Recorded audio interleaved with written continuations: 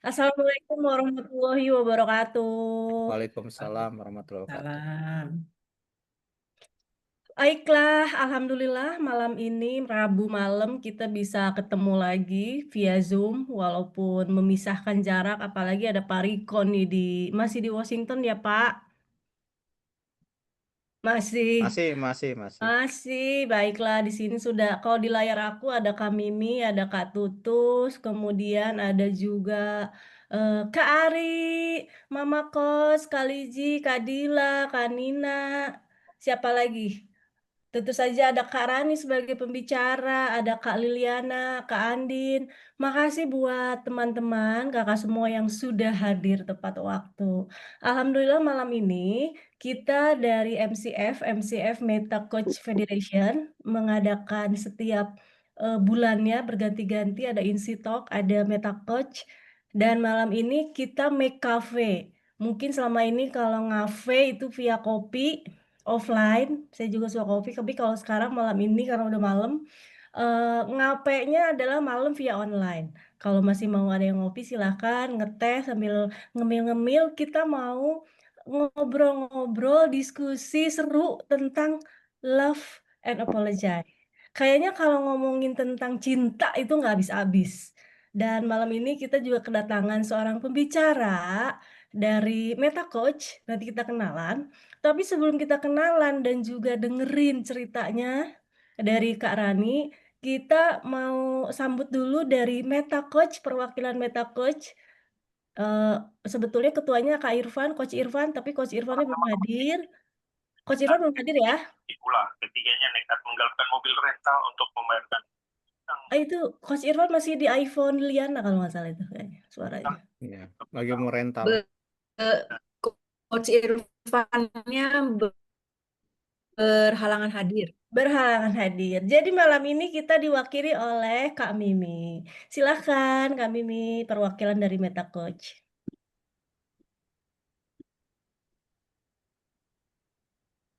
Oh, oke. Mau tes dulu nih, suaranya jelas kedengeran nggak? Soalnya sinyal kurang begitu baik. Kalau Oke, sekarang jelas, Oke kalau ya, tadi sempat. thank you. So- Iya, oke. Mudah-mudahan 5 menit ke depan jelas ya. Selamat malam Bapak dan Ibu semuanya. Selamat bertemu kembali di sesi Mac Cafe yang diadakan setiap hari Rabu, minggu kedua setiap bulannya. Dan di sesi McCafe, kami dari Neurosemantik dan Meta Coach Foundation Indonesia menjadikan program ini, McCafe ini adalah sebagai salah satu program dari MCF Indonesia untuk memperkenalkan mengenai neurosemantics dan juga meta coaching kepada halayak publik gitu ya. Dan dalam bentuk aplikasinya di dalam kehidupan kita sehari-hari nih Bapak Ibu. Jadi ada di dalam bisnis, di dalam kehidupan di perusahaan, ataupun saat ini nih seperti saat ini adalah di dalam temanya, topiknya adalah tentang relationship, hubungan gitu ya. Bisa juga di dalam aspek parenting. Jadi begitu banyak aplikasi dari Meta Coach teknik itu yang bisa di diimplementasikan di dalam setiap peran kita gitu ya. Nah, dan apa itu Meta Coach maupun Neurosemantics? Jadi Neurosemantics ini didirikan oleh, saya share coba ya, ada gambarnya. Oke, sebentar.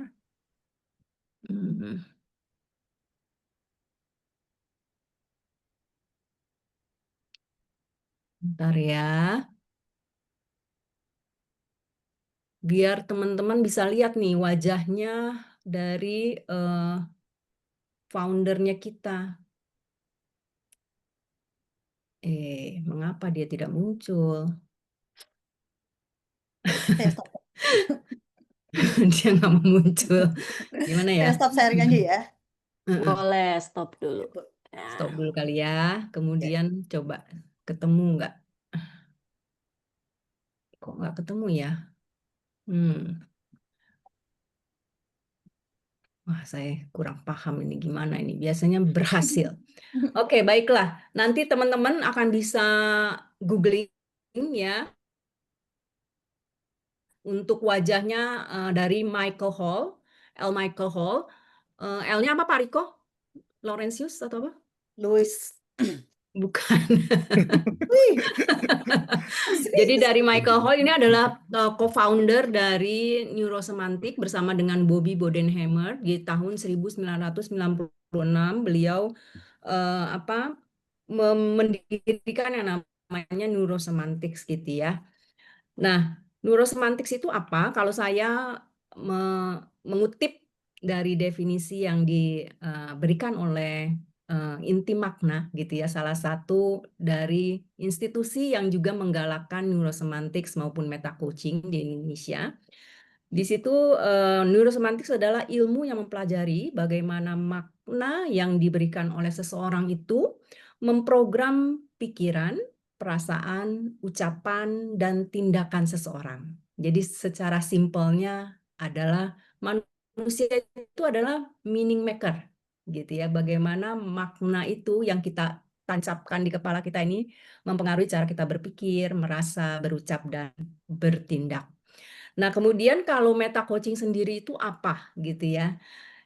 Kalau coaching itu adalah satu proses memfasilitasi seseorang untuk mencapai tujuannya, maka bedanya meta coaching dari coaching adalah meta itu adalah sesuatu yang above, beyond, dan about gitu ya. Jadi bicara tentang mindset. Jadi meta coaching kalau kita pinjam definisi dari salah satu juga institusi di Indonesia yang juga mengajarkan tentang neurosemantik dan meta coaching yaitu MetaMind, maka meta coaching adalah satu pendekatan di dalam coaching yang berbasis pada neurosemantics yang fokus pada pengembangan mindset atau kerangka berpikir dan juga values atau tata nilai seseorang sebagai sumber kekuatan internal dalam mencapai tujuan. Jadi itulah yang definisi dari neurosemantics maupun meta coaching. Mudah-mudahan memberikan gambaran kepada teman-teman semua tentang apa itu meta coaching. Nah, tanpa berpanjang lebar ngomongin konsep dan sebagainya, jadi saya akan mempersilahkan teman-teman untuk menikmati pembahasan dari speaker kita, salah satu meta coach, yaitu Rani Zuliana, yang akan membawakan topik tentang love dan apology sebagai salah satu aplikasi dari teknik meta coaching maupun neurosemantik di dalam konteks relationship. So, tanpa berpanjang-panjang, maka terima kasih Kak Rani, terima kasih Kak Iis. Saya kembalikan kepada Kak Iis sebagai moderator. besok di WFH sih. Oke, terima kasih Kak Mimi dari MCF dan juga perwakilan Neurosemantik. Boleh tahu dulu dong dari teman-teman sini, wah udah ada tambahan, ada Kang Pur, ada Om Pras, selamat datang. Boleh teman-teman di sini ada nggak sih yang belum tahu atau mungkin bukan member, belum pernah belajar Neurosemantik atau Meta Coach? Boleh tahu? Biar kita kenalan dulu supaya nanti mungkin istilah-istilahnya bisa Kak Rani definisiin kalau ada istilah-istilah yang diksinya mungkin agak challenge untuk diartikan. Ada di sini yang bukan dari neurosemantik atau dari MCF, dari Meta Coach, adakah? Atau semuanya sudah tahu NS? Ada, Kak. Ada, siapakah? Boleh di chat, kenalan dulu. Oh iya, aku Indah. Kak Indah berarti baru banget dengar istilah neurosemantik? Nggak baru sih, kebetulan saya saya dari cerita kita, komunitas yang ada Kak Rani juga, jadi gara-gara ada Uni Ilin, terus satu komunitas sama salah satu mentor juga Kak Rani, akhirnya dari situ sih udah mulai tahu dan mau belajar lah, jadi gitu, mau memperdalami gitu. Oke deh, makasih Kak Indah sharingnya. Makasih. Siap Om Pras, makasih udah hadir. Jadi terima kasih Kak Indah. Jadi mungkin teman-teman di sini sebagian sudah mendengar, sudah juga mengenal sedikit. Nah, malam ini kita akan belajar dari Karani. Karani itu siapa ya? Jadi Karani salah satu alumni dari Meta Coach. Kita kenalan dulu sama Karani. Dan Karani juga seorang neurosemantic trainer. Neurosemantic trainer tuh udah tahapan jenjang yang paling atas kalau di Neurosemantic Institute. Berawal dari neurosemantic practitioner, kemudian nanti ada setelah itu ada neurosemantik master. Setelah master baru Kak Rani ini udah sharing ya. Tidak terlihat apa-apa Kak. Oh, tidak. Kemudian nanti akan ada di atasnya adalah neurosemantik trainer. Dan Tidak Kak kelihatan. Rani juga tidak kelihatan nggak apa-apa. Dan Kak Rani juga adalah founder dari The Marriage Pack. Ya Kak?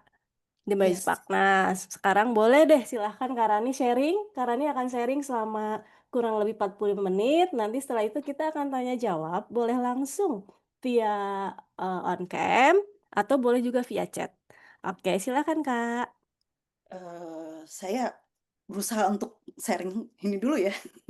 Boleh, Sudah boleh. kelihatan kah? Nah, ini baru kelihatan. Oke, sip. Oke, terima kasih teman-teman. Selamat malam semua. Senang sekali ya malam ini kita berkesempatan berkumpul bersama. Ini kita insight-nya ceritanya nih malam ini kita mau bahas tentang love dan apology. Nah, sebelum itu Mbak E sudah perkenalkan bahwa nama saya Rani, saya founder dari The Marriage Park. Jadi saya bagian dari Neurosemantics dan saya mendirikan The Marriage Park.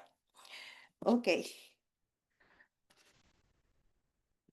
Nah, love and apology. Teman-teman kayaknya familiar ya dengan kata-kata love. Dengan kata-kata apology familiar nggak? Atau apa ya? Saya nggak pernah tuh mau minta maaf. Apa itu maaf? Atau sangat mudah sekali mengatakan kata maaf. Mau ke toilet pun bilangnya maaf dulu.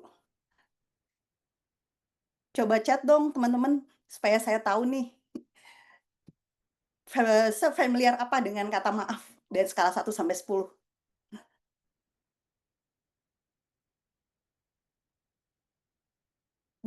Mbak Iis, saya nggak bisa lihat chat, jadi kalau bisa bantu bacain ya. Kalau Oke, siap.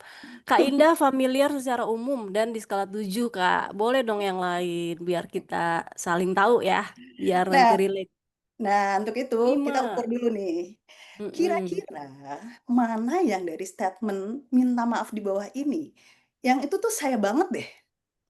1, kalau salah, ya gue minta maaf. 2, ya saya salah, tapi ngapain juga ya minta maaf? Ntar juga panjang lagi urusannya, kan males. 3, saya nggak salah, tapi saya nggak minta maaf aja lah, biar nggak panjang urusannya. Atau yang keempat, saya nggak salah, jadi ngapain juga minta maaf. Yang kelima, maaf ya, saya mau ngasih pendapat. Maaf ya, saya mau bertanya. Maaf ya, saya mau ke toilet. Nah, teman-teman rasanya yang paling saya banget tuh yang mana? Atau nggak ada salah satu dari sini? Ini kalau di chat ya Ran, 5 dari Kak Tutus, maaf itu mahal dan didapatkan akhir-akhir ini. Kalau Kang Pur familiar dan kata yang paling sering dalam rumah tangga. Agak Wah, sering minta maaf kalau The Marriage Pack admin. Kak Santi 8, kalau salah ya saya minta maaf. oke. Nomor Berarti 3 tuh katanya Kak banyak. Nomor 3, Hah? 1 dan 5. Kalau dari 3, nomor 1, dan 5. 5. Oke. Kalau saya salah, saya minta maaf. Kalau nggak salah, saya nggak minta maaf.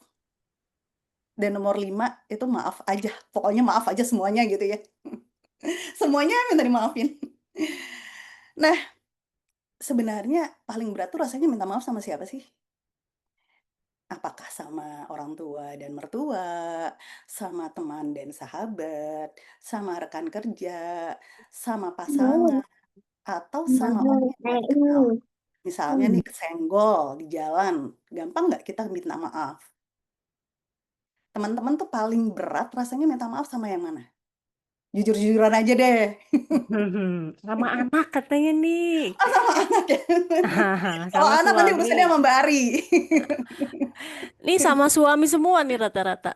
Sama suami ya. Ada rekan kerja satu. Sama rekan kerja. Oke. Ya, karena topik kita adalah love, memang pasangan lah mungkin bisa jadi karena kita pikir orang yang paling dekat dengan kita. Dengan dialah kita jadi rasa kata maaf itu rasa berat nih untuk diucapin. Bisa jadi asumsi saya. Nah, sebenarnya apa sih sebenarnya alasan teman-teman ketika minta maaf kepada pasangan itu berat? Bisa jadi ya udahlah, udah lewat ini, malah panjang ntar kalau pakai ngaku-ngaku salah lagi. 2, gengsi dong, gua kan laki-laki. Gitu ya Kang Pur ya? Enggak? Atau malu karena tahu saya salah. Yang keempat, kalau minta maaf artinya saya di bawah dia dong. Nomor 5, kan udah tahu saya gimana. Dia pasti udah terima, saya memang begini orangnya, ya terima dong. Nomor 6, ya saya kan nggak niat nih nyakitin hatinya, artinya saya nggak salah. Nah, teman-teman rasa-rasain deh, kira-kira apa alasan itu berat banget untuk minta maaf sama pasangan?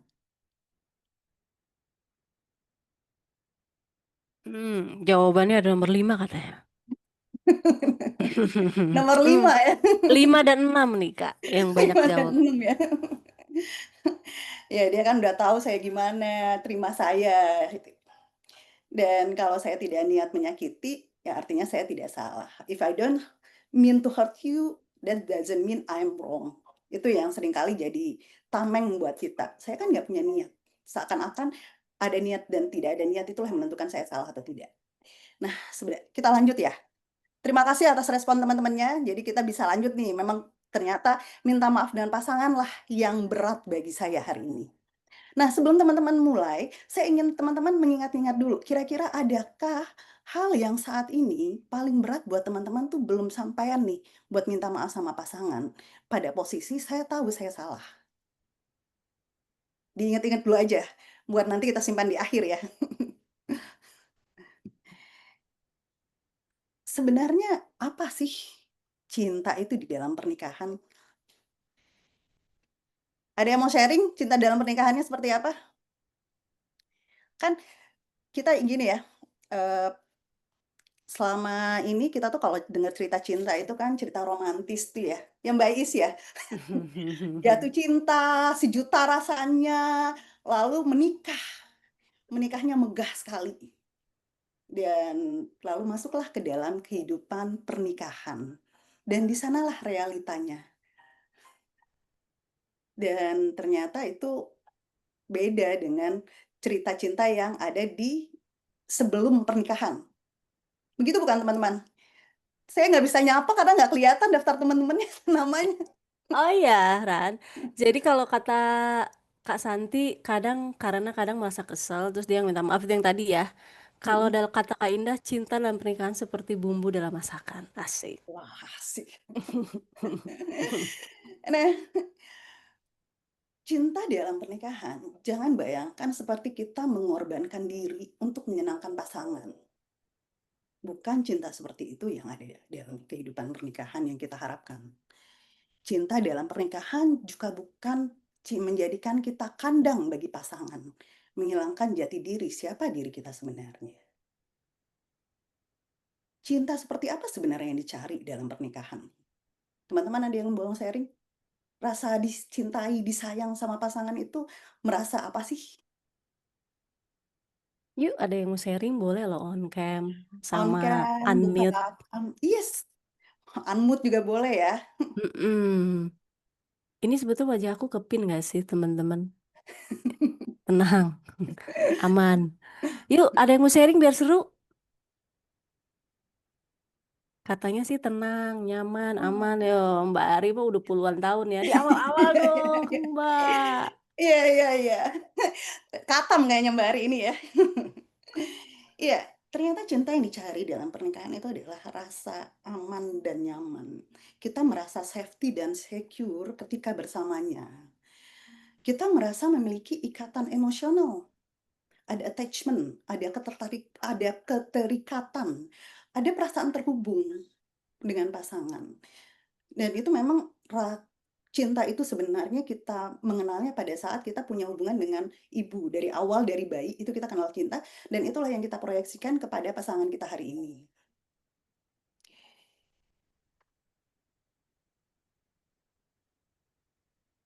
Nah,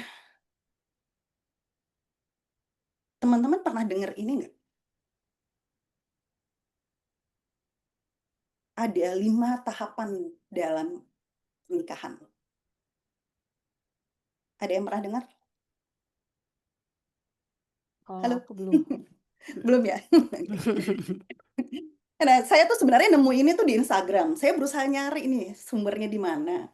Tapi setelah saya cari tuh katanya memang ini kayak seperti fase yang ada dan memang dikembangkan oleh satu lembaga penelitian pernikahan ya. Ada websitenya. Jadi pertama, kita tuh masuk dalam fantasy stage. Fantasy stage itu apa sih? Fantasy stage tuh, saya kalau menikah dengan dia pasti bahagia. Ada honeymoon-nya, bahagialah pokoknya. Nggak ada sedih-sedihnya. Itu kayak kebahagiaan itu memang sudah ada dalam setiap pernikahan, tanpa saya butuh ciptakan. Dan butuh punya, kita nggak tahu nih realitanya seperti apa. Cuman ada rasa excitement, rasanya semua magical, terjadi secara tiba-tiba. Tiba-tiba saya bahagia sekali dengan pernikahan ini. Ini tuh masa-masa honeymoon lah kita nyebutnya mungkin ya. Mungkin teman-teman di sini saya cek nih, pernah ngalamin ya? Pernah ngalamin ya Mbak Is ya? Pernah dong. Pernah. Nah, ternyata fantasy stage itu adalah stage pertama. Stage kedua, kita masuk ke dalam realita. Mulai tuh bayar cicilan, mulai tahu kekurangan pasangan, mulai tahu kebiasaan. Topeng-topeng yang selama ini kita pakai ketika kita baru kenal, itu sudah mulai lepas satu persatu. Dan mulai tahu kebiasaan, kekurangan, akhirnya udah mulai rasa ada sakit hatinya tuh. Pertanyaannya, apakah saya ini mencintai dia sebagaimana dirinya saat ini kah? Gitu. Mulai ada bertanya pada diri sendiri. Dan stage ketiga itu stage frustasi. Semakin meragukan diri. Ragu dengan keputusan, apakah saya bersama dengan pasangan yang tepat. Dinamika hari ini, unfortunately, kita banyak yang gagal di fase dan 3 ini. Ketika kita udah tahu kekurangan pasangan, kita meragukan keputusan kita dan akhirnya selesai sampai di sana. Padahal ketika kita mampu melewati fase frustasi ini, kita akan menemukan fase yang lebih indah, yaitu fase growth stage. Fase growth stage ini adalah kita tidak lagi berusaha untuk mengubah pasangan kita. Kita menghormati batasannya. Cinta itu hadir dalam bentuk kesadaran. Kita sadar bahwa ini pilihan kita untuk hidup bersamanya. Sadar dengan kekurangannya, menerima semua, ya remah-remah rengginangnya dia gitu. Apapun kondisi dia, saya terima. Gitu. Ketika kita bisa melewati growth stage, barulah kita bisa masuk ke true love stage. Karena kita sudah tahu badai itu seperti apa, kita sudah melihat kekurangannya, kita menerima kekurangannya, kita memilih untuk tetap hidup bersamanya. Ikatan ini rasanya damai, penuh gairah, dan terhubungnya tuh sudah dari dalam. Dan stage yang paling kita impikan itu adalah bisa jadi legacy stage. Hubungan pernikahan yang menjadi teladan bagi keturunan kita, bagi generasi kita. Pernikahan itu udah menjadi legacy bagi orang yang melihat kita. Inilah yang sehingga kisah cinta kita tuh udah jadi inspirasi. Meninggalkan sesuatu yang abadi dan penuh makna, penuh meaningful bagi orang yang melihat kisah cinta kita. Ini harapan dari sebuah pernikahan. Teman-teman boleh cek dulu, saya berada di stage mana nih kira-kira. Nggak usah ditulis di chat, nggak apa-apa, dirasakan saja cukup. Boleh ya Mbak Is ya? Boleh dong. Tapi kan ini ada pertanyaan nih Ran. Mau Boleh. sekarang apa nanti aja? Boleh, Langsung boleh. ya karena ini Langsung terkait aja. dengan stage. Stage ini apakah diukur dengan satuan waktu, tahun atau enggak, Oh Kak? enggak ada satuan waktu tahun. Itu adalah rasa, stage-nya itu berasa. Karena waktu itu kan hanya ilusi aja ya. Kita belajar di neuroscientist begitu ya Mbak Is ya. Waktu itu hanyalah sesuatu yang kita nominalisasi. Jadi stage itu adalah bagaimana dalam pikiran kita yang mempengaruhi, yang berubah, yang mulai berkembang dalam pemikiran kita sendiri. Oke? Boleh dibedain lagi nggak Kak yang 4, 5, 6 tuh gimana katanya? 4, 5, 6. 4, 5, 6 itu kita itu sudah di fase kita tuh tahu nih kurang dia ini, tapi kita nggak pengen lagi ngubah dia karena kita fasenya tuh udah menerima. Fasenya menerima. Mhm. Kita menghormati batasan dia. Kita menghormati aturan yang dia punya. Kita menghormati value yang dia punya. Itu di nomor 4. Di nomor 5, karena udah tahu semua, udah ngelewatin badai berantemnya, udah ngelewatin badai gontok-gontokannya, akhirnya sudah yang dicari itu udah kedamaian aja. True love tuh udah berasa. Rasa damai bersamamu, cie. Gitu kali ya Mbak Is ya. Kita malam ini rada-rada melo nih. Cukupkah menjawab? Mungkin cukup menjawab, nanti kita boleh lanjutin. Oke. Soalnya sebelum dilanjutin ada lagi, normal nggak kalau misalnya di 15 tahun nikah itu masih di growth aja yang stage 4? Oh, nggak apa-apa. Nikmati prosesnya. Jangan buru-buru. Go slow to go fast. Nikmati prosesnya. Jangan kita mau yang instan. Kan kita bukan anak presiden ya. Jadi kita nikmati prosesnya pelan-pelan. Semuanya kita lalui untuk menuju suatu. Jadi semakin pelan prosesnya, fondasinya akan semakin kuat. Oke? Lanjut ya. Lanjut. Nah, ternyata dunia pernikahan itu tidak mudah ya. Ini penelitian dari Gottman. 31% itu masalah dalam rumah tangga itu selesai. Tetapi 69% itu ada masalah yang akan selalu tetap ada dalam pernikahan itu. Jadi kita nggak bisa menghindari nih problem kita dengan pasangan. Karena dari penelitian 69% masalah di kita itu nggak pernah selesai dengan pasangan. Walaupun kita tidur satu ranjang, pikiran saya dengan pikiran dia nggak bisa otomatis langsung connect ya, langsung pindah tuh, nggak bisa. Jangan begitu berharapnya. Tetap saya dan dia itu adalah 2 orang yang berbeda. Kita disatukan dalam satu institusi pernikahan, tetapi saya dan dia tetap memiliki pikiran dan pandangan yang berbeda. Yang menjadi masalah itu runcing tambah runcing apa? Ketika kita memaksakan untuk mengubah pasangan kita. Itu yang memperuncing masalah. Saya ingin dia berlaku seperti saya lakukan. Saya ingin dia punya nilai yang sama seperti nilai yang saya miliki. Nggak bisa, kita tidak bisa memaksa seseorang untuk berubah sampai dia sendiri yang memiliki keputusan untuk mengubah dirinya mau menjadi seperti apa. Dan kesimpulannya, pil pahitnya adalah pernikahan itu hadir bersamaan dengan konfliknya. Jadi saya punya cerita nih Mbak Is. Waktu pertama kali saya menikah, itu 20 tahun yang lalu, 20 tahun kayaknya. Kata pertama yang dilontarkan sama almarhum ayah saya, kalian pasti akan bertengkar. Wah, saya nggak terima itu. Kita baru nikah kok masanya dibilang udah mau bertengkar aja gitu. Ayah saya cuma bilang gini, tangan kanan kamu dengan tangan kiri itu nggak sengaja aja bisa terantuk, bisa beradu tanpa kita sadari. Apalagi kamu dengan pasangan kamu, dengan suami kamu, itu isi kepalanya nggak akan sama. Waktu itu saya nggak terima, saya nggak ngerti. Tetapi setelah bertahun-tahun menikah, barulah saya paham bahwa marriage dan konflik itu adalah jalan beriringan. Kita tidak bisa menikah tanpa kita siap akan konflik dengan pasangan. Pasti ada konflik, pasti ada gesekan. Dan bersyukurnya, hasil penelitian itu menunjukkan keberhasilan pernikahan bukan ditentukan dari banyaknya jumlah konflik. Jadi bukan berarti semakin banyak konflik, akan semakin gagal pernikahannya. Bukan.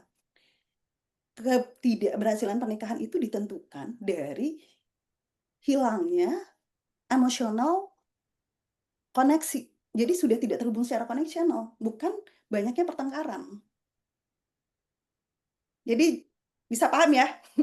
Bisa ini ya, bisa relate ya, bahwa pernikahan dan konflik itu satu kereta. Ibaratnya di depan gerbongnya adalah marriage, gerbong keduanya adalah konflik. Setuju? Siap, masuk. Masuk ya. Nah, tadi seperti yang saya ceritakan bahwa memang pasangan itu yang kita cari adalah secure dan safety. Jadi even kita berkonflik dengan pasangan, kita tetap masih merasa safety.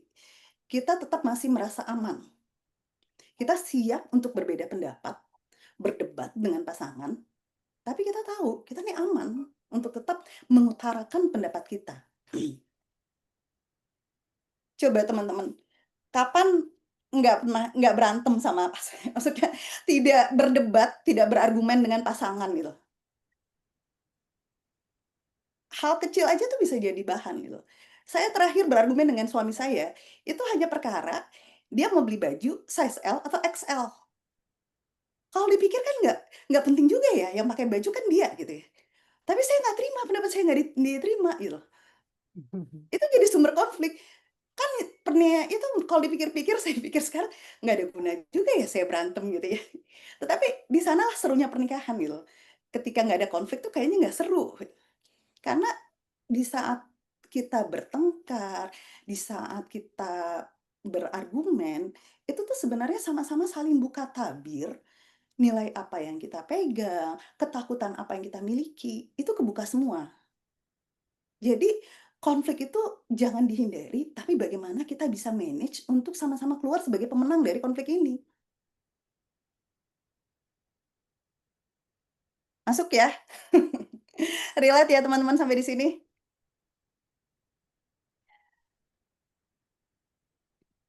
Nah, apa sih yang nggak boleh ada ketika kita konflik dengan pasangan? Yang nggak boleh ada tuh ada 4. Tidak boleh menghina, tidak boleh kritisisme itu kayak mengkritik abis-abisan, tidak boleh ada stonewalling, tidak boleh ada defensif. Stonewalling itu stonewalling itu adalah memasang dinding, tidak mau komunikasi sama sekali. Defensif itu adalah menyerang semenyerang-nyerangnya. Menyerang, apalagi menyerang keluarga ya, itu fatal. Ini mulai tegang nih kayaknya. Boleh dong dikasih komennya kalau mau ada yang komentar di chat. Ada komen. Kalau kata Ada Kak komen. Indah nih, sejak hilang rasa aman dan nyaman, pernikahan itu waktu itu seperti hampa katanya.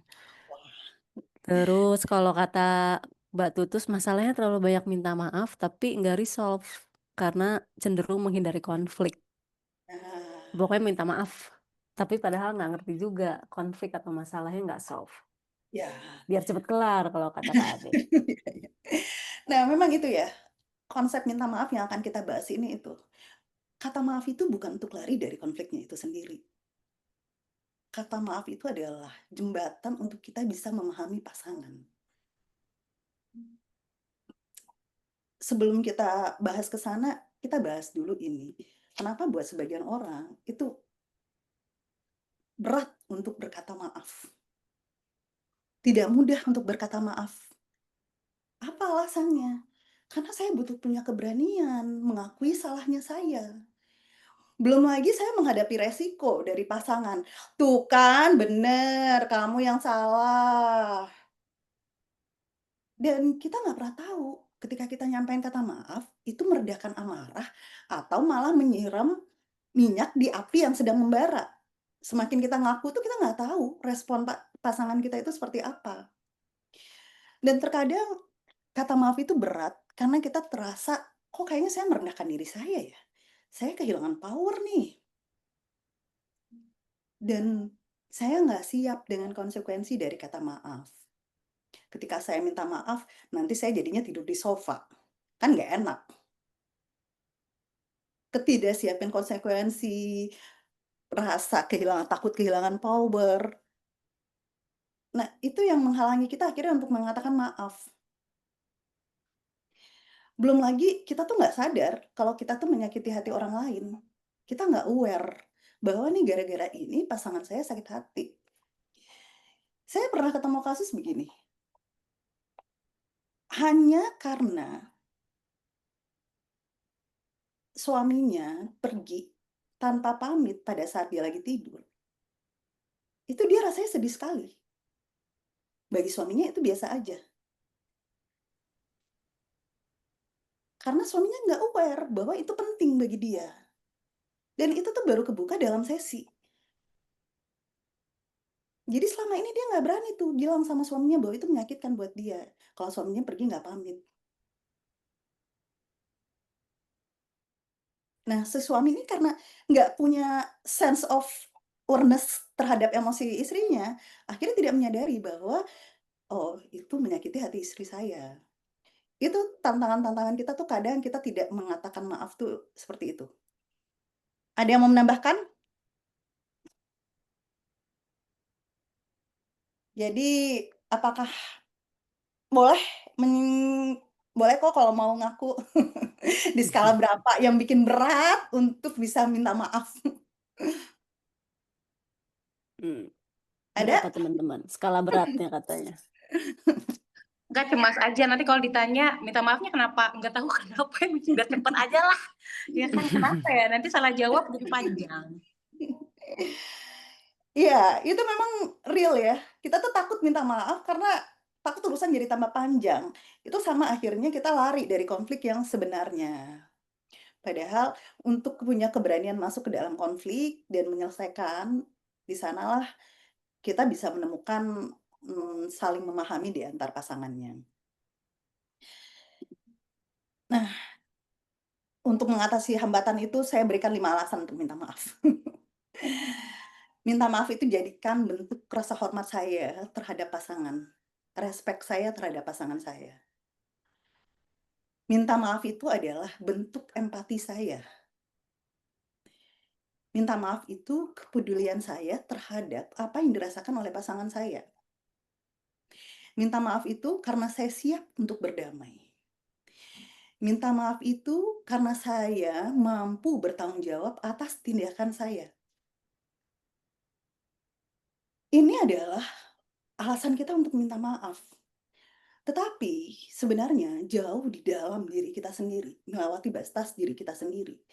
Minta maaf itu sebenarnya lebih membebaskan kita. Membebaskan kita dari rasa bersalah. Membebaskan kita dari rasa malu. Dan kita berani menunjukkan kemampuan saya. Bahwa saya ini manusia. Saya ini bisa salah. Dan sadarilah ketika kita berani secara sungguh-sungguh mengakui kesalahan, hubungan saya dengan pasangan itu bisa lebih dekat. Bagaimana nanti meminta maaf yang sesungguhnya, yang meaningful apology, kita bahas ya. Sampai di sini ada yang mau ditambahkan? Ada yang mau ditambahkan, Mbak Is? Dari chat. Aman. Lanjut, kalau dari chat biasa meminta maaf tapi kesalahan terus berulang. Tuh. Oke. Nanti kita bahas berarti ya di Nah, ada jawab.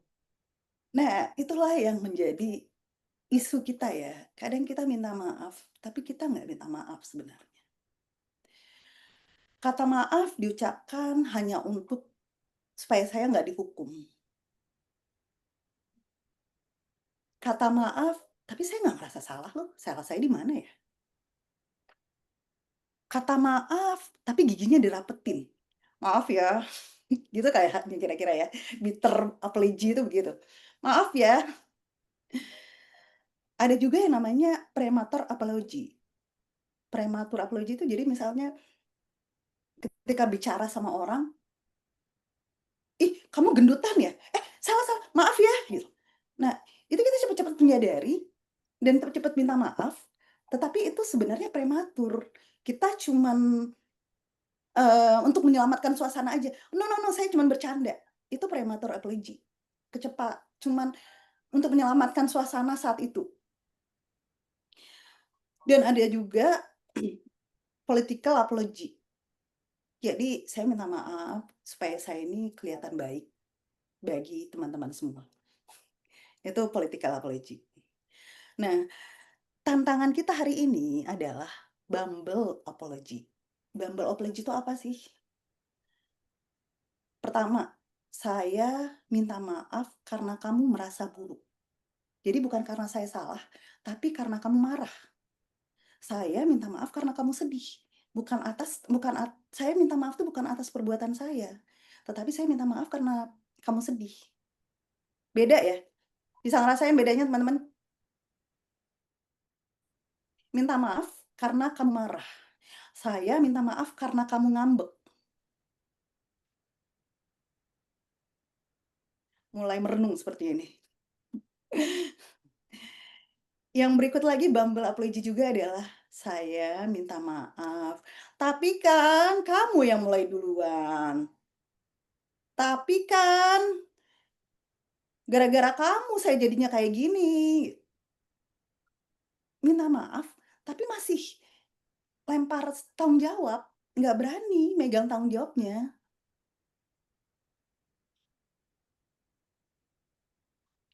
Berasa nggak teman-teman? Kadang juga dulu tuh suami saya sering gitu tuh, ya udahlah gue minta maaf, yang penting kamu nggak ngambek. Capek lihat kamu ngambek, didiemin gue seharian. Akhirnya minta maaf cuman untuk menyenangkan pasangan, bukan untuk mengakui kesalahan. Kalau ada yang chat, silakan langsung dibaca aja Mbak Is. Siap. Belum kok, belum ada lagi. Belum ada ya? Nah, minta maaf itu bukan kita untuk lari dari masalah, teman-teman. Minta maaf itu bukan karena excuse aja untuk mencari pembenaran. Minta maaf itu karena saya mengakui salah saya. Di sana yang kita cari. Minta maaf yang berani untuk mengakui kesalahan saya. Nah, apa sih yang kita butuhkan supaya kita tuh bisa punya maaf yang berani ngakuin kesalahan? Ternyata kita butuh punya feeling empati. Empati itu apa? Empati itu saya bisa merasakan apa yang kamu rasakan. Saya bisa merasakan tidak enaknya ketika diperlakukan seperti itu. Saya bisa merasakan tidak enaknya dikata-katain seperti itu. Kita itu butuh bisa tahu untuk masuk ke dalam pikiran pasangan kita, untuk memahami dia. Dia itu sedih karena kata-kata saya yang mana. Pantes ya, karena saya ngatain ini dia jadi sedih. Saya bisa paham. Jadi saya fokusnya bukan sedihnya, tetapi saya fokus dengan tanggung jawab saya karena mengeluarkan kata-kata ini. Empati itu bisa muncul dengan intensi saya peduli dengan orang ini.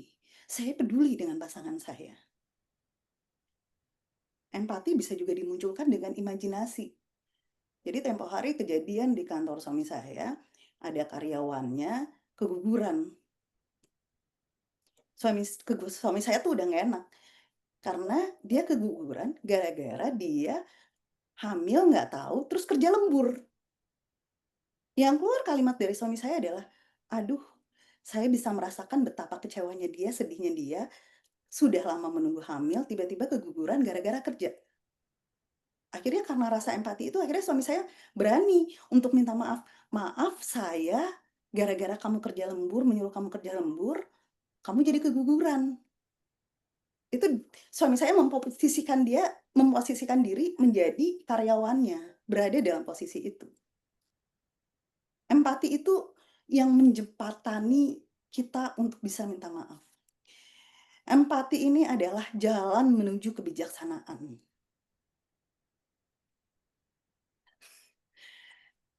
Aman ya teman-teman ya? Aman. Aman. Nah, saya tuh minta maaf sama seperti saya menyusun kintsugi. Teman-teman ada yang pernah dengar cerita kintsugi belum? Seni art dari Jepang. Ada yang pernah dengar? Kalau aku belum. Belum ya. Hmm. Nah, kintsugi ini muncul pada zaman, saya lupa nama ininya, Jadi dia tuh punya teh, mangkok teh kesayangan. Mereka itu kan di sana ritual minum teh bersama, jamuan minum teh bersama itu kan sangat spesial ya. Dan sang kaisar ini punya satu mangkok teh kesayangan dia. Pada saat jamuan tiba-tiba nggak sengaja pecah. Dan itu nggak dia merasa sedih karena ini adalah mangkok teh kesayangannya. Lalu dia kirimlah mangkok teh ini ke Cina, ke Tiongkok. Begitu kembali ke dia pikir mangkok ini akan dihias bagus, akan kembali seperti semula. Ternyata enggak. Mangkok ini kembali dalam bentuk jepitan-jepitan lem. Jadi retakan-retakan itu ditutupi dengan lempengan besi. Dia terkejut bagaimana mangkok itu jadinya ada lempengan-lempengan besi.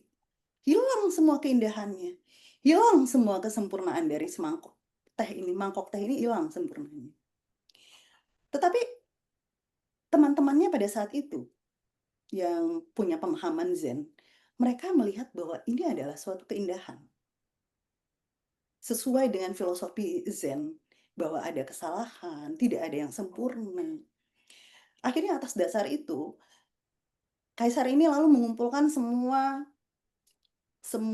pengrajin di sana untuk menantang, buat mangkok teh ini menjadi lebih indah. Dengan mereka, mangkok teh itu akhirnya tiap kepingan retakannya itu ditutupin dengan serbuk emas. Sehingga akhirnya jadilah mangkok ini, walaupun dia bekas retakan, walaupun dia punya salah, dia tetap bisa kelihatan indah. Dan kesalahan itu tidak ditutupi. Kesalahan itu diakui. Kekurangan itu diakui keberadaannya.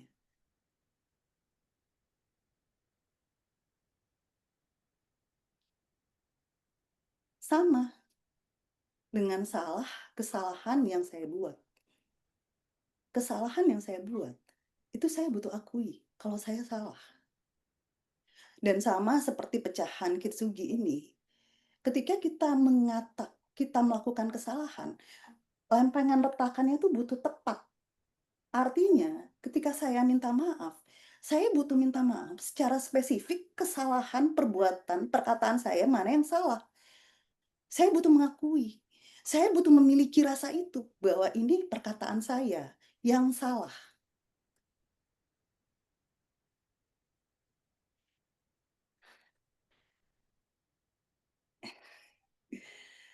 Teman-teman aman ya? Aman. Aman. Karena seperti kata kita ini kan manusia tidak lepas dari namanya salah dan khilaf. Dan kita tidak mungkin hidup dalam kesempurnaan. Akhirnya apa sih yang kita harapkan dari apology itu? Apology itu butuh ada 3. Ada regret, ada responsible, dan ada remedy. Jangan cepat-cepat meminta maaf tanpa muncul dulu rasa penyesalan. Minta maaf tanpa melewati penyesalan, kita nggak akan belajar apapun. Kita butuh belajar dulu, baru kita ucapkan kata maafnya. Tidak perlu kita buru-buru minta maaf hanya untuk menenangkan suasana saat itu. Maaf yang buru-buru itu hanya band-aid, tapi lukanya nggak sembuh. Itu hanya sementara. Kita butuh punya kesadaran penuh. Rasa penyesalan, saya salah. Bagian yang ini saya salah. Bentar. Dan kita membangun empati. Oh, dia udah kasih makan. Kita membangun empati. Menunjukkan dengan sepenuh hati, saya menyesal dengan perbuatan saya. Dengan kesadaran, saya ingin memperbaiki. Dan saya siap dengan tanggung jawab dari perbuatan saya ini. Ini tantangannya teman-teman. Menyatakan penyesalan dengan menunjukkan empati. Orang yang menerima maaf dari kita, itu dia tahu kita benar-benar empati, benar-benar menyesal tidak.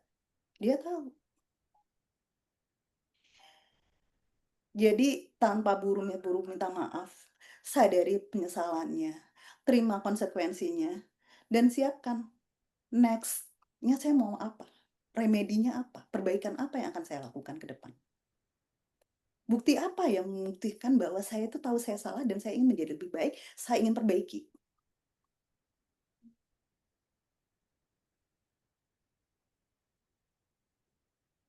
Mudah-mudahan ini menjawab ya, Mbak Tutus ya.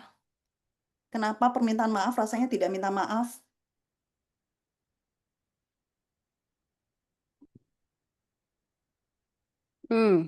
Kalau kata Mbak Ade, bisa nggak minta maaf tapi nggak diucapin? Misalnya langsung aja gitu salim atau ngasih kopi. Nggak bisa. Sayangnya nggak bisa. Kita tuh butuh declare. Declare dalam artian itu bukan untuk dia, tapi untuk kita. Maaf itu untuk membebaskan diri kita.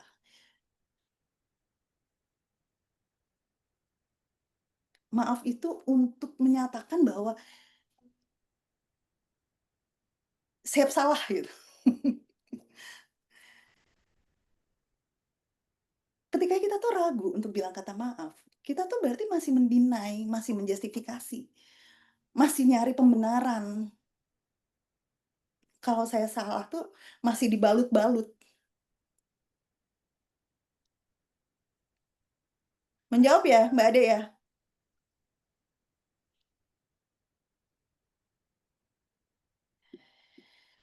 Ada yang mau ditanyain lagi?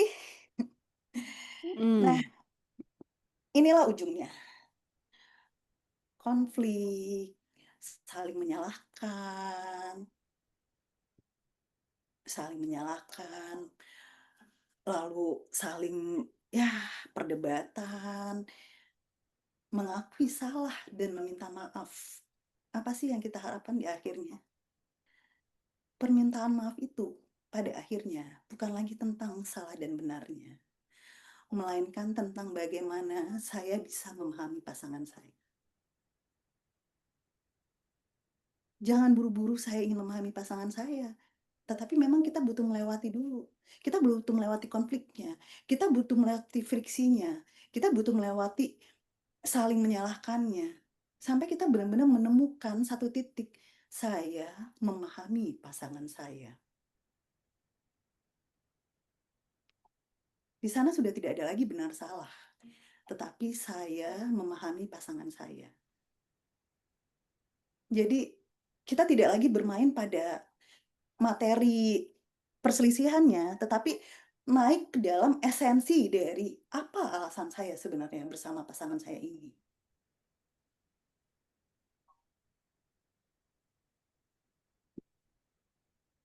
Ini tujuan akhirnya. Marriage is ultimate value-nya. Saya bertengkar itu karena saya menghidupi value saya. Tetapi di atas itu semua, bagi saya menjaga pernikahan ini untuk tetap terus bersama pasangan saya itu lebih mulia. Dan saya berani untuk mengakui kesalahan saya hari ini. Sekian, terima kasih. Terima kasih Kak Rani. Challenge yourself. Nah, nanti kita ada challenge ya, Kak. Oke. Dulu ya. Sebelum tentang challenge dan challenge-nya apa, kemudian apa apresiasi dari challenge itu, kita boleh tanya jawab dulu. Tanya jawabnya boleh di chat, boleh juga langsung on kamera, langsung di unmute biar seru. Mungkin juga boleh sharing pengalamannya, dinamika pernikahannya, atau stage-stage yang sedang dialami sekarang lagi di stage berapa, teman-teman. Boleh? Yuk. Kalau Kak Rani sekarang lagi di stage berapa sih, Kak? Kalau boleh tahu, sharingnya gimana tuh perjalanan stage-nya? Wah, kalau sekarang saya udah bisa bilang bahwa kita sudah melewati growth sedikit lah. Sudah lewat growth sedikit lah. Udah badainya sudah berlalu. Badainya sudah berlalu. Jadi sekarang lagi di growth koma, grade koma ya. Gimana? Growth di stage growth terus lagi di koma setengah. Ya artinya memang pada saat itu kita melalui, saya dan pasangan saya juga melalui. Kita melalui fase di mana egonya sama-sama tinggi, rasanya tuh tidak nyaman satu sama lain. Dan alhamdulillahnya kita tidak menyerah pada saat itu. Karena kita punya goal yang lebih besar, yaitu menjaga pernikahannya itu sendiri. Hmm. Dan sebenarnya gini ya Mbak Is ya, Hmm. artinya ya kita kadang lupa, kita sibuk dengan pertengkarannya, tetapi kita seringkali lupa dengan pernikahannya itu sendiri. Hmm. Oke, makasih sharingnya Kak. Tadi perjalanannya ternyata sudah melewati 20 tahun. Wah, 20 Jadi tahun kan luar kalau kata biasa. Michael kan gitu Mbak Is, Mm-mm. apply to yourself dulu, baru sharing. Iya, setuju. So, teman-teman adakah yang mau sharing lagi di stage berapa? Atau mungkin ada kegundahan, kegalauan, kebingungan tentang situasi pernikahannya saat ini? Boleh ditanyakan. Kalau saya sekarang berusaha memahami value yang suami pegang. Meski kadang nggak bersepakat, tapi memahami bahwa itu matters buat dia jadi lumayan meredam emosi, katanya. Eh, Kalau ya memang ujungnya kita ingin memahami, tetapi bangun fondasi memahami itu adalah dari konflik. Karena konflik itulah yang mengantarkan kita untuk bisa saling paham. Jadi tetap pesan saya, bersahabatlah dengan konflik dalam pernikahan. Mungkin Kak Rani boleh tutup sharing itunya, slideshow-nya. Jadi Kak Rani bisa ngeliat chatnya Oh bisa, sudah bisa, teman-teman. sudah bisa, Oh, sudah bisa. sudah bisa. Slideshow-nya juga boleh di unshare. Jadi kita bisa langsung kelihatan nih wajah-wajahnya teman-teman. Yes, please, sangat welcome banget untuk teman-teman yang mau sharing. Boleh Silakan. yang mau berbagi, berderma tentang pengalaman pernikahannya mulai dari stage pertama dan mungkin sekarang sudah develop, sudah improve, sudah lebih Biasanya baik. Gimana tuh Pak perjalanannya? Riko banyak cerita tuh Mbak Is. Coba dipancing deh. Siapa Mbak Ari ya? Pak Riko. Oh, Pak Riko, ayo Papa Riko yang sekarang lagi Udah opa soalnya. Opa, di sana jam berapa Opa? Sharing dong Jam dinamika 9:30, pernikahannya. setengah Setengah 10 sepuluh pagi. malam.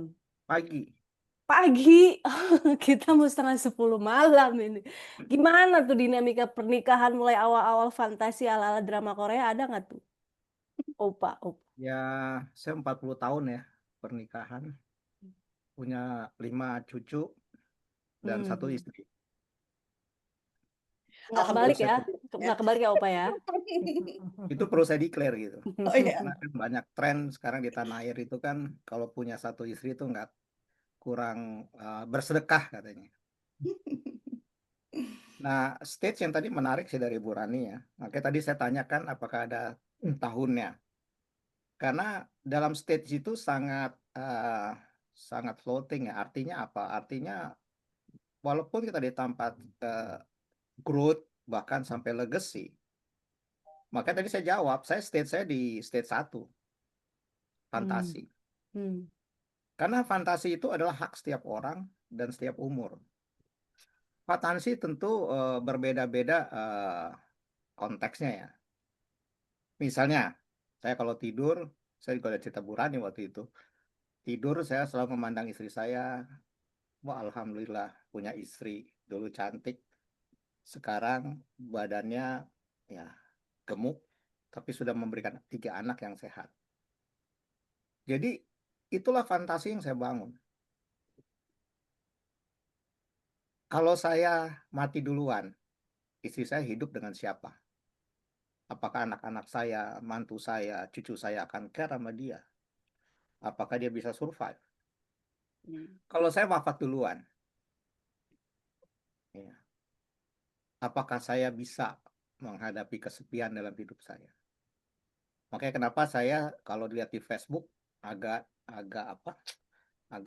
ini ya rasis, bukan rasis apa? Nah, apa istilahnya ya? Saya kan selalu menjelaskan saya berdua istri kemana-mana. Itu bagian dari legacy, bukan buat orang lain saja, tapi buat keluarga saya. Kita suka kok Pak lihatnya Pak. Ya, konflik Kalau saya sih termasuk yang tadi Bu Ade ya, saya jarang minta maaf. Karena buat saya kalau sudah sampai stage ya 2 atau 3, itu saya menerapkan lebih senang dengan perbuatan dan perilaku. Karena kata-kata udah nggak penting. Dan istri saya juga paham. Yang kedua adalah permintaan maaf itu bukan karena kesalahan. Permintaan maaf itu adalah karena memang dia nggak sempurna dan saya nggak sempurna. Easy. Ya, tapi apa yang tadi disampaikan Bu Rani itu benar. Itu kan kita belajar bagaimana manage pernikahan kita. Emang seperti itu. Nah, saya hanya tadi tanya pengalaman, karena kalau konflik itu, coba kalau suaminya minta nikah lagi, apa bisa dimaafin? Simpelnya, banyak case ya, saya nggak sebut siapa-siapa, tapi banyak case. Nah, makanya fantasi itu perlu dibangun. Ya, belajar di sini, saya nggak ngerti ya, di tempat sini mungkin Bu Rani juga pengalaman di luar negeri.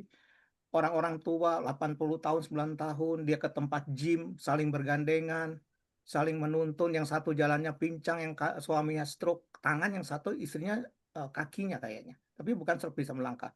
Dia jalan muter loh. Gila saya bilang, umur 80-85 tahun. Apa dia nggak punya fantasi? Pasti punya. Karena fantasi itulah yang membuat kita hidup. Tergantung film yang diputar, kata adik kelas saya, Kompras kan gitu kan. Udah kita film kita apa? Jadi fantasi itu di growth 1 itu dia akan selalu forever ada. Kalau nggak ada bohong. Sorry, bukan bohong, udah agak emosi. Maksud saya kalau enggak, berbahaya tuh di stage yang terakhir, usia-usia 60. Banyak orang minta kawin lagi tuh di usia-usia sebegitu. Alasannya istrinya udah menopause, alasannya istrinya udah sibuk dengan anak lucu, saya juga nggak ada yang memerhatikan. Itu udah mulai. Makanya fantasi itu, makanya saya tanya dengan tahun tadi. Jadi walaupun kita udah growth, kita udah sampai tahap keempat, katakan udah ke tahap keempat apa tadi Bu Rani? Tadi saya foto tuh. True love stage. True love. Nggak ada itu, nggak ada true love stage, nggak ada true love. Yang adalah kita memahami empati yang tadi disampaikan. Menurut saya pengalaman.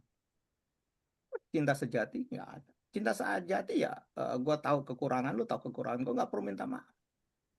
Dengan body language saja, kalau saya udah agak cemberut, istri saya udah tahu. Jadi itu yang saya agak berbeda pandangan tadi tentang perlu diucapkan. Saya setuju dengan Bu Ade, dikasih kopi, dimasakan apa. Ya, kalau lebih hebat, keren lagi kan, biasanya istri saya tuh langsung ke salon, ya kan. ATM, Langsung, ATM.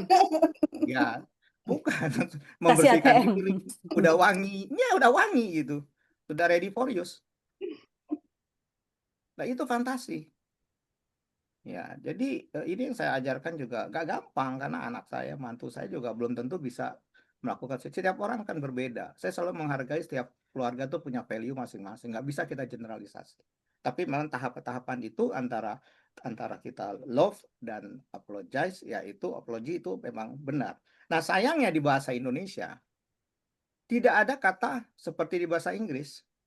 Excuse me, I'm sorry, dan I'm apologize. Nggak ada. Kita semua digeneralisasi bahwa kata maaf. Mau kesalahannya misalnya ada kutil di mana, maaf. Masalah saya juga lagi ngepel misalnya nggak bersih, minta maaf dan sebagainya. Jadi kata maaf itu terlalu generous yang digunakan oleh kita.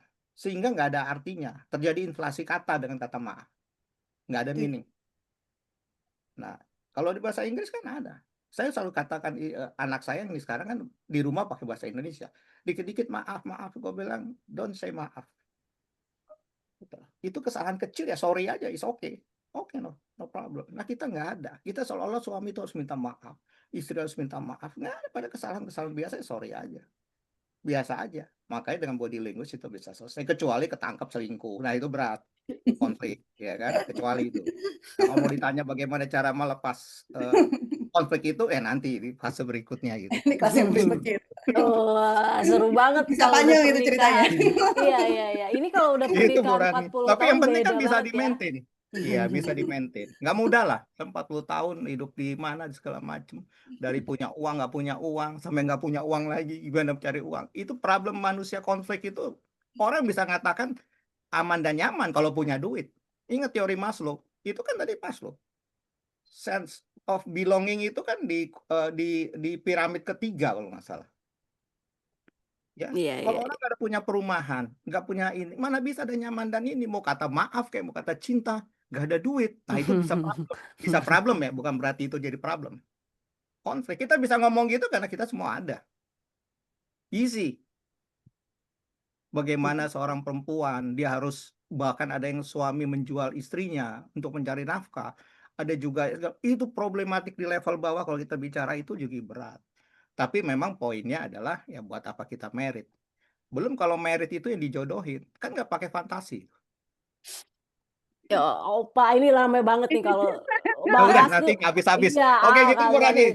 Siap. Wah, Makasih Pak Riko. Seru banget iya. kalau Karena 2 dengerin. R, tinggal Iya, cari 1 R lagi. Tadi kan Rani, Riko, satu lagi R cari itu. cari satu lagi. Ada Tapi sebelum cari R satu lagi, ini ada pertanyaan di chat. Makasih ya Opa, itu sharingnya Iya, sangat terima luar kasih. biasa dari 40 tahun pernikahan bisa menjadi contoh buat kita. Bagaimana dari Pak Sucipto membantu sahabat yang merasa tak satu sama lain merasa benar, sehingga merasa tidak perlu meminta maaf, tetapi lebih merasa pasangannya yang salah, bukan sahabat sayanya yang salah. Jadi ini ada 3 pihak, Kak. Pak Sucipto, temennya, Pak merasa benar. Sucipto punya sahabat, Sahabatnya merasa sahabatnya sedang punya pasangan, saat ini punya pasangan. Nah, mereka berdua ini sama-sama merasa nggak salah. sama Nah, merasa Pak Sucipto gimana ya menghadapi sahabatnya? ya mungkin yang dicari itu merasa benar. Ya di metamodel ya, Mbak Is ya. Jadi Mhm. dicari tahu, emang benar itu selalu benarkah? Tidak pernah melakukan kesalahankah? Satu kali pun? Jadi Selama ini jawaban pertama Pak Sucipto kepada sahabatnya metamodel dulu. metamodel dulu. Merasa benarkah selama pernikahan tidak pernah merasa salah? Satu kali pun? Benarnya apa?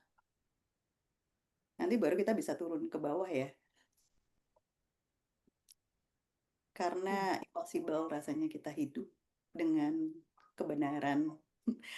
Jadi orang yang benar terus kan. Nggak mungkin ya rasanya. Ada tambahan lagi cukup? Pak Riko? Pak Sucipto ya. Pak Sucipto. Sekarang Kak Nida, saya pernah dapat cerita dari teman. Bagaimana menghadapi pasangan yang keras kepala, selalu merasa benar, senang berdebat dengan pasangan dan anak-anak, jadi jarang ngobrol dengan suami dari hati ke hati. Bicara secukupnya, suka membicarakan aib istri ke orang lain. Nah, bagaimana nih jalan keluarnya, Kak Rani? Jadi gimana? Dia punya teman. Dia cerita. Ih, Mana ya kita perbesar nih nggak kelihatan soalnya. Ini kayaknya ceritanya teman juga, tadi juga sahabat. Saya pernah dapat cerita dari teman. Bagaimana menghadapi pasangan yang keras kepala, selalu merasa benar. Terus si pasangan itu senang debat sama anak-anak, jarang ngobrol dengan suami, bicara secukupnya aja, dan juga suka membicarakan aib istri ke orang lain. Gimana jalan keluarnya? Ganti suami. Pak Riko, tadi saya udah nutup loh. Marriage is highest value. Sudah ganti suami. Memang kita kadang dapat pasangan itu jadinya adalah bagian dari ujian kita. Kita tidak pungkiri. Harta, pasangan, anak, itu bisa jadi ujian. Bagaimana menghadapinya ya, artinya kita, nah ujian itu ketika cara pertama nggak berhasil ya kita pakai cara kedua. Menerima udah, doa udah. Mungkin jampi-jampi yang belum ya Mbak Is ya. Nggak, artinya gini, kalau kata Einstein, kalau sudah mencoba cara pertama nggak berhasil, cara kedua, cara ketiga. Kalau masih nggak berhasil juga berarti waktunya untuk datang ke The Marriage Park.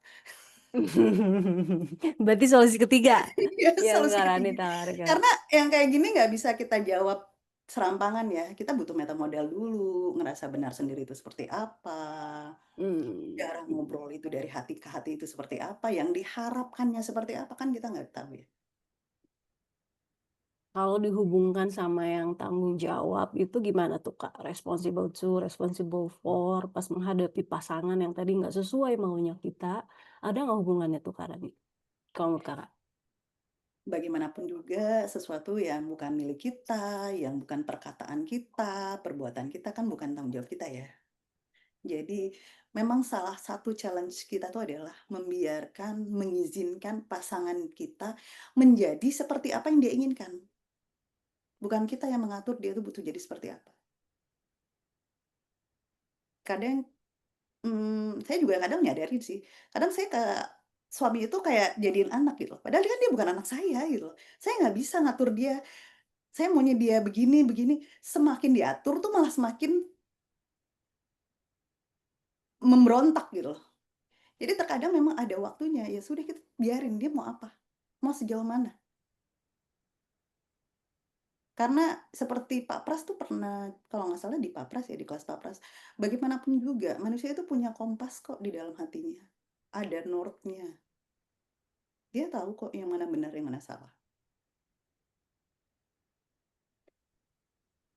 Ya, apakah menjawab Mbak Nida?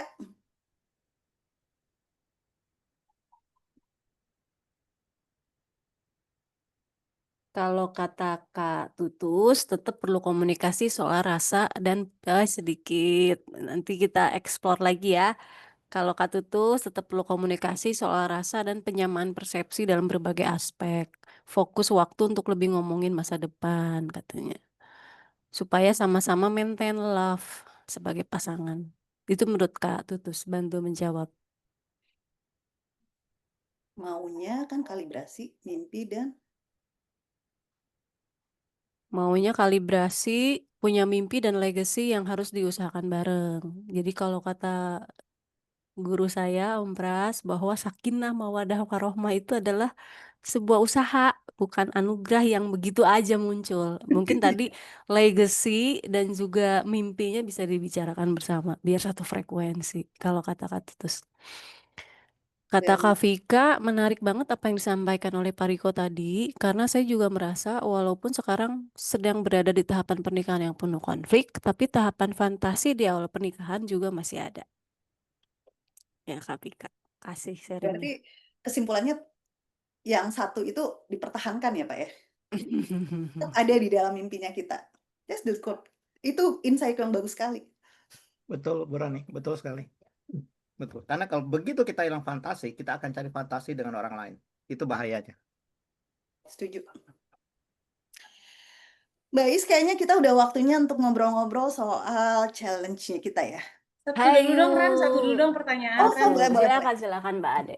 Jadi, sorry bukan mau keras kepala ya kalau gitu tadi, tapi masih perlu elaborate more gitu. Kurasa tentang benarkah minta maaf terus diomongin gitu. Karena to be very honest, for me itu bit artificial gitu. Apalagi untuk tadi aku suka banget tuh sama statementnya Pak Riko, dan 40 tahun nikah tuh harusnya dengan tatapan mata tuh udah ngerti gitu. Oh dia say sorry, oh dia gak enak hati, oh gue harus apa gitu ya. Jadi apalagi kalau misalnya marriage sudah atas 20 tahun, plus 8 tahun dulu pacaran, jadi nggak perlu sebenarnya dia nggak perlu ngomong tuh sebenarnya dia udah ngerti. Begitu sudah belum apa-apa udah nyorongin kopi, wah ini merasa bersalah nih tadi. Sebenarnya nggak usah diucapkan karena merasa artificial kalau misalnya diucapkan nanti kayak ditanya kamu minta maaf apa ya karena ini kamu ya, jadinya tuh conversation-nya nggak comfortable gitu karena sebenarnya nggak perlu diucapkan sudah sama-sama saling tahu. Do we really need to mention I'm sorry gitu? Karena kalau apalagi kalau udah tahu lah, kecuali kalau salahnya udah gede banget gitu ya mungkin kita perlu duduk bareng untuk mengupas permasalahan tentang apa gitu. Harus seperti itu gitu karena itu merasa nanti jadi artificial gitu. It's not me, actually it's not real gitu. Kembali lagi ya ke pasangannya masing-masing, kondisi pasangannya masing-masing, jam terbang dengan pasangannya masing-masing. Memang honestly, ketika kita ngomong maaf, bicarakan tentang konflik, itu pembicaraan yang tidak nyaman. Itu kalau kata saya dengan suami, ini kita lagi nyapuin sampah-sampah yang kita simpan di bawah karpet. Kalau kita mau rumah kita rapi, ya kita mau nggak mau kita mau keluarin. Kita butuh keluarin. Saya banyak melalui fase di mana saya minta maaf sama suami dan suami minta maaf sama saya. Itu memang percakapan itu nggak enak. Rasanya tuh ketika ngomong tuh gregetnya tuh pengen nangis iya, pengen marah iya gitu.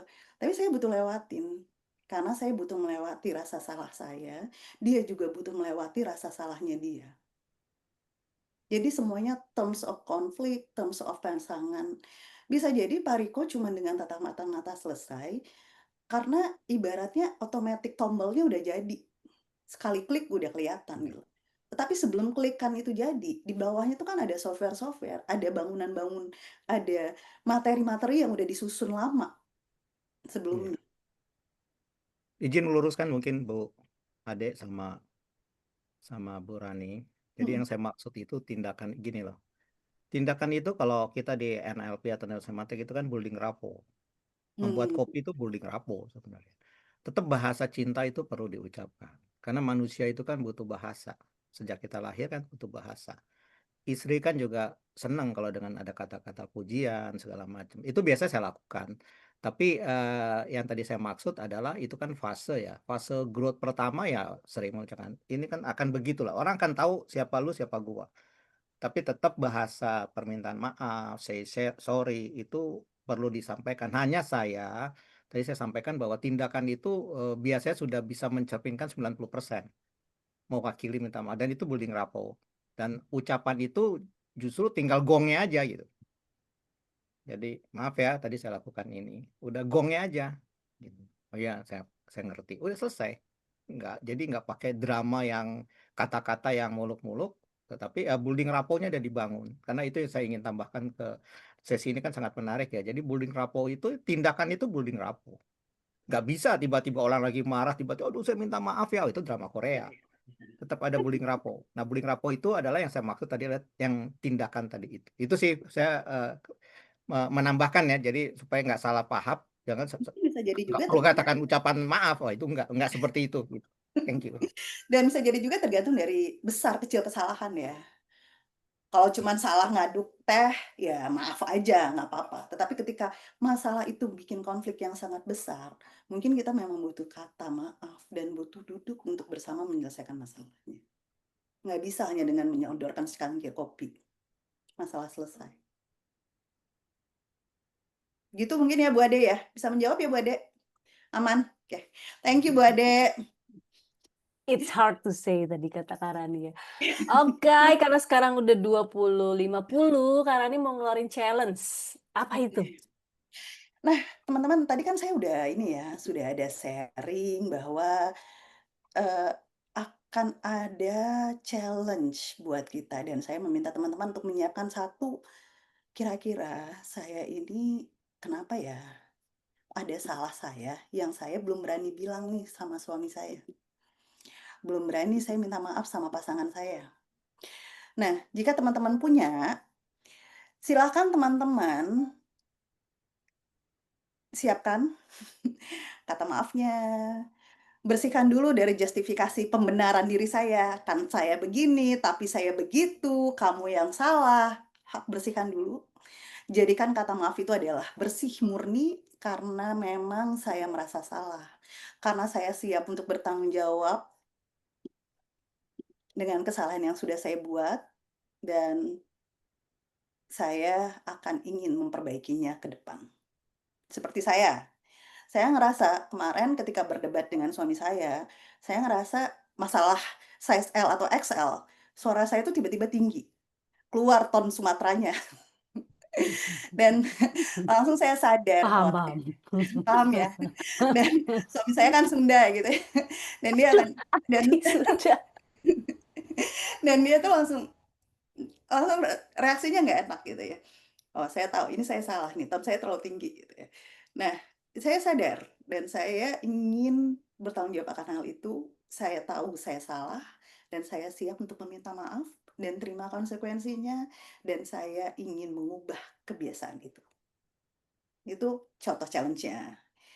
Nah, bagi teman-teman yang sudah siap, challenge-nya adalah teman-teman lakukan, lalu posting foto setelah minta maafnya, dan masukkan ke dalam WhatsApp grup kita.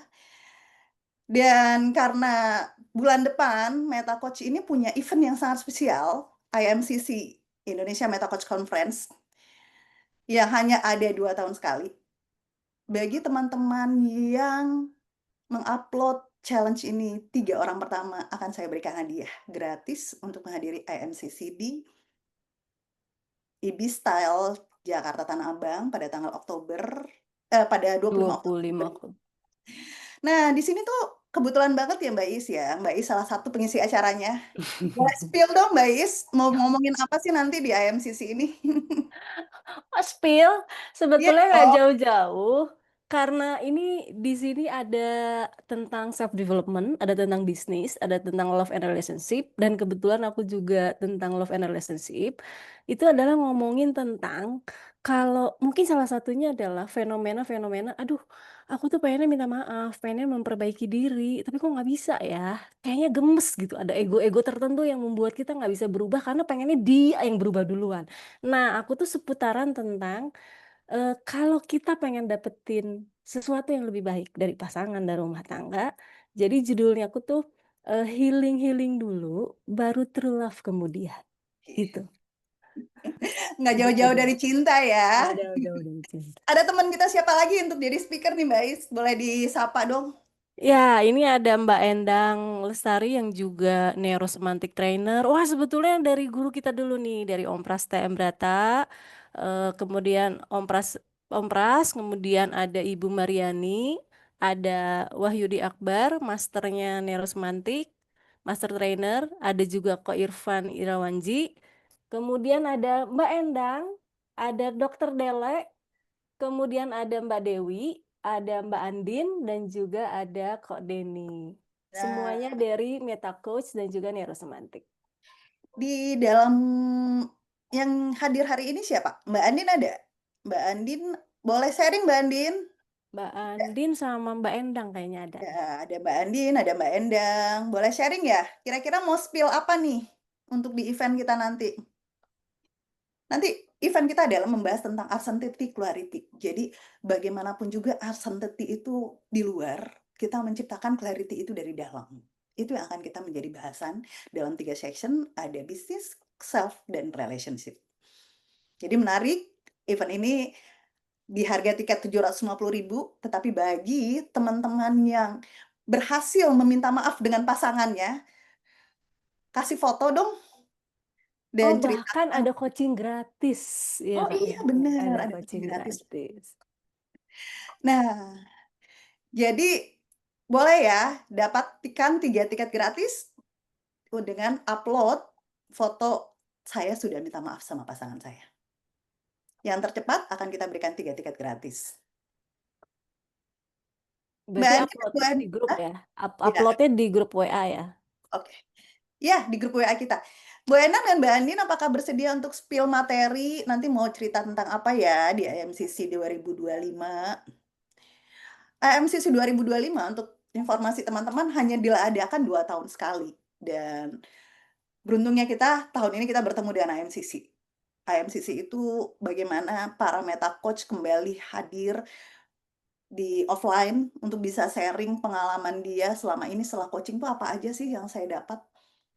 Pasti ada insight-insight yang saya dapat ketika saya ketemu klien. Oh ternyata ini loh uncertainty yang dihadapi oleh klien-klien saya. Gitu ya, Mbak Is ya? Iya, tuh.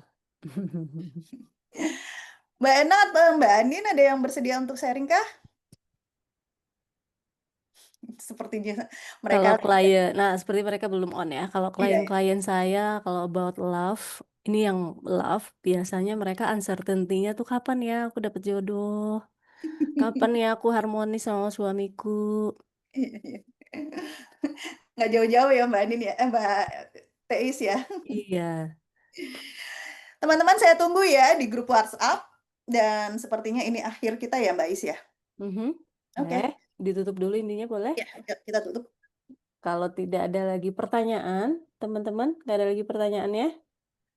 Karena waktu sudah menunjukkan 20.57, tadi ada challenge-nya dari Karani, adalah keberanian atau kesediaan mengizinkan diri untuk mengevaluasi diri, self-refleksi, kemudian meminta maaf sama pasangan. Dan kalau teman-teman bersedia, boleh di-capture, kemudian nanti dapat apresiasi. Tadi ada 3 tiket gratis dan ini adalah event langka karena hanya 2 tahun sekali.